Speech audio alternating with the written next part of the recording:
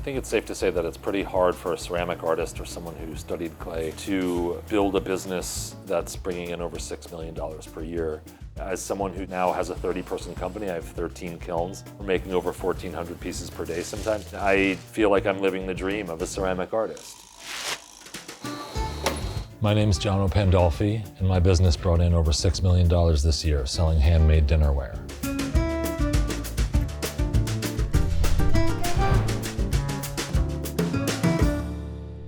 So over here we've got some of our toasted clay with white glazed dinnerware. This is actually the collection that Carmi used on The Bear, season 3.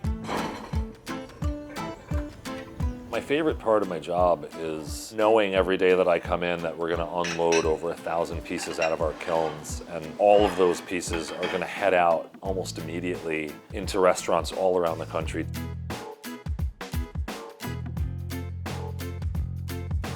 People are used to just sort of generic plates. They don't really notice the plates they eat off of. And then once upon a time they come across our product and it's different. They flip it over, they discover our brand, and it's a professional chef or someone eating at home. I think people really do find that their food looks better and it puts some fun back into cooking.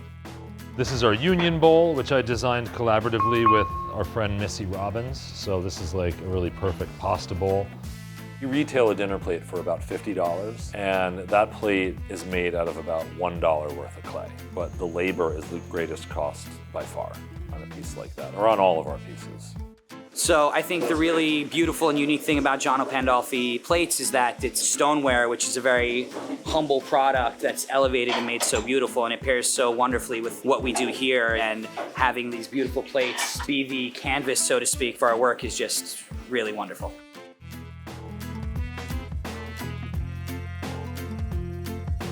Since we've grown, we've become a little bit more adept at selling to the direct-to-consumer market. My company's on track to bring in over $6.5 million in 2024.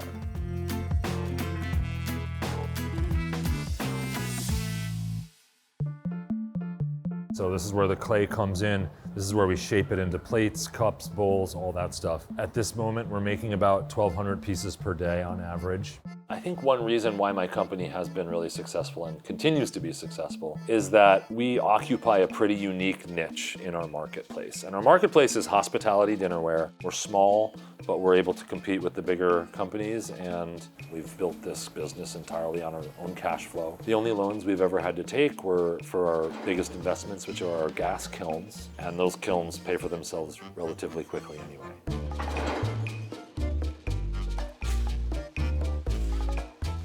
We've raised our prices about 7% this year, even though a lot of the prices of some of our inputs have gone up a lot more than that. So we try to build more efficiency into our system as much as we can to keep our prices low. So this machine takes new clay and scrap clay, mixes it, takes all the air out of it, pugs out these logs, which we slice into pucks, which make all of our different pieces for the roller department. I'm originally from New York City. I was born here. I grew up just north of the city in Westchester. I discovered ceramics in high school, and I really fell in love with it. It was sort of an escape for me from more of a typical academic path, perhaps. For me, working with my hands almost felt like a non-negotiable. Working a desk job didn't fit my personality, didn't fit my vision for how my life was going to play out. So this is our dark brown with white glazed stoneware. This is definitely our core of our collection.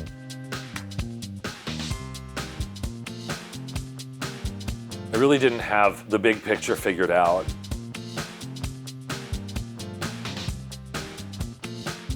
And in 2010, I was let go from a tableware manufacturer, and it was a pretty scary moment for me. I had a new baby on the way at home, but ultimately I felt a lot of relief because I wasn't happy there. I'm really an entrepreneur deep down. But when I did lose that job, I felt really freed up, and I was excited to kind of explore what came next.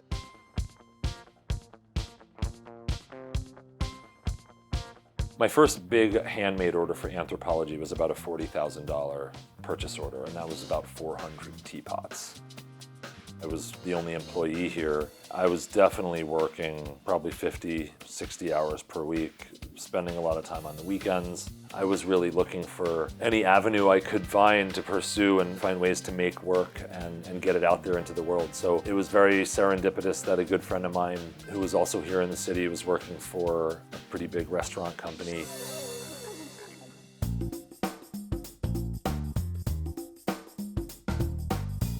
It was over 6,000 pieces in the order, and it was over $100,000. So I knew that it would be worth almost any risk we could take to get that job done, because I knew it would put us on the map. Once we started producing bigger dinnerware orders here in New Jersey, from 250 to 500 to 1,000 pieces, I knew we would need our first full-time employee. A lot of business owners, especially small business owners, especially people with only 1 or 2 employees, it's difficult to let go of certain parts of the job or the process that you feel connected to or really in touch with. And I think the more you can let go of those things, you're going to be able to focus on the neglected parts of your business.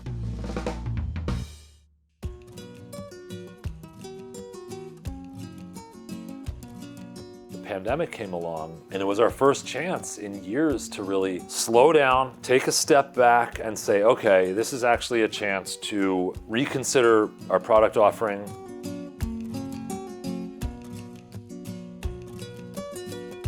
And by doing that, we were able to make 2020 a fairly successful year. So a little over half of our business is hospitality. The other half is direct to consumer through our website. If you look back at the way that I've built the business from the get-go, it's always been incredibly important to me that every little bit of growth that we have and that we attain is not something that we're going to have to undo. So I feel my biggest approach as a business owner from day one has been to kind of build this in a bulletproof way, in a long-lasting way. Ideas can take off and can take flight, and if you pursue it with gusto and you feel excited about the mission that you're on and you have a product that people are excited about, things are going to continue to develop as long as you are willing to facilitate that. So it's really incredibly gratifying. I feel incredibly grateful to be doing it.